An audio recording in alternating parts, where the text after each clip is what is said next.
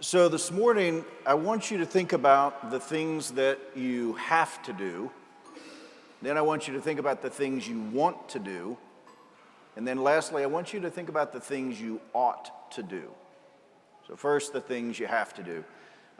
It was early in the morning, and mother came into her son's room, and she was trying to wake him up. And she said, "Son, you got to get up. It's time to go to Mass." And he was pretty grumpy, and he said, "I don't want to get up." She said, "You got to get up. It's time to go to Mass." And he said, "I don't want to go to Mass, and I'll give you two reasons. I don't like them, and they don't like me." She said, "Son, you have to get up and go to Mass, and I'll give you two reasons. It's Sunday, and you're the pastor." Now, that is not autobiographical. I love Sundays. I live for Sundays. But it's funny because when we think about the things we have to do, right? We have to go to work. Not necessarily because we love work, but we have to go to work because we get hungry and we like to have a place to live and gas to put in our cars. And so there's certain things we have to do. And those are usually either obligations or requirements in order to meet some other goal. We have to go to work because we love our family.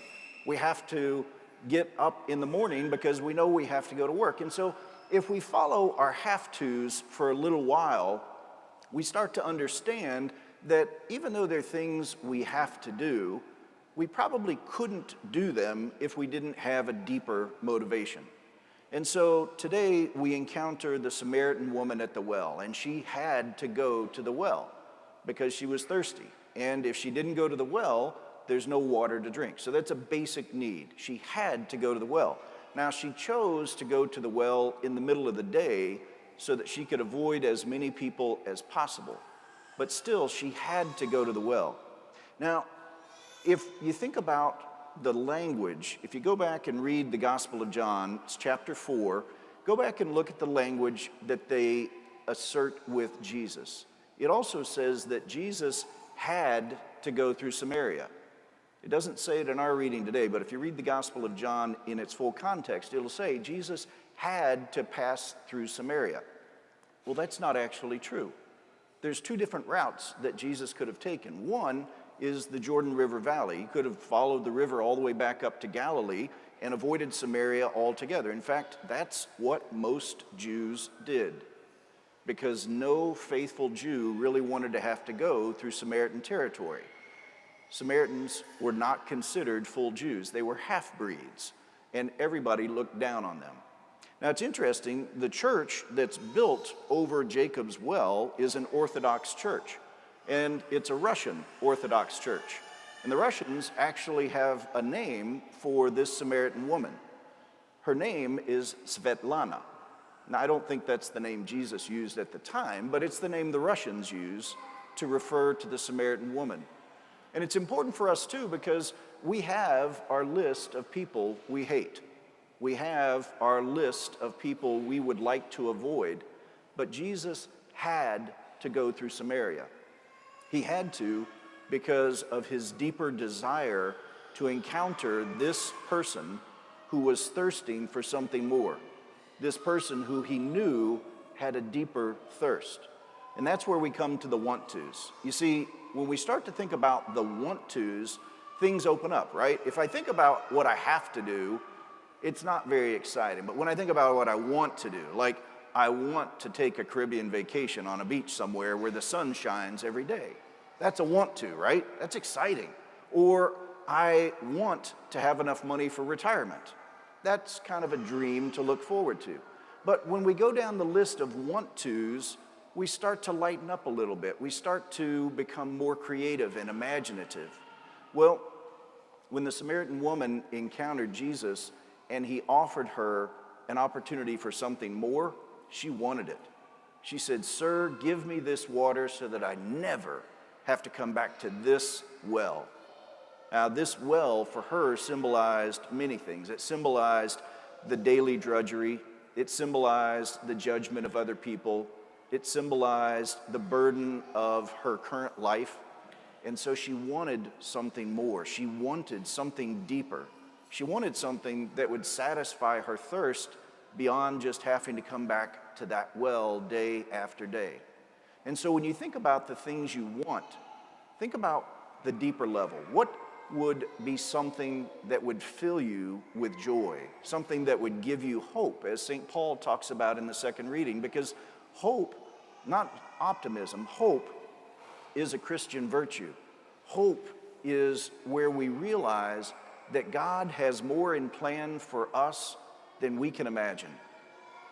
And then finally we get to the ought tos. Now, ought tos sometimes can feel a little burdensome because I ought to write a letter, or I ought to call my dad, or I ought to clean the garage. There's some ought tos, and a lot of times our ought tos can be put off.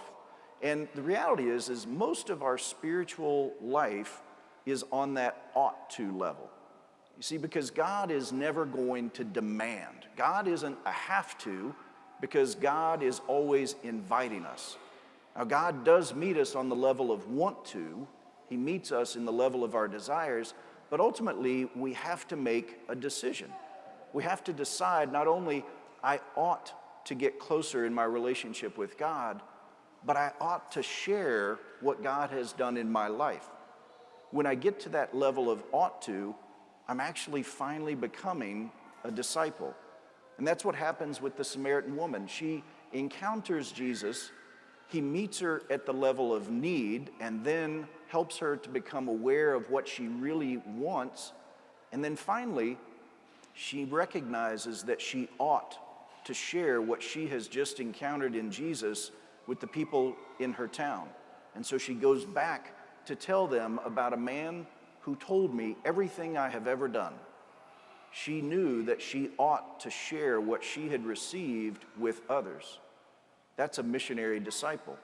Now, if you want different terminology, you could say that we have our mind, and we have our heart, and then we have our will, where we decide.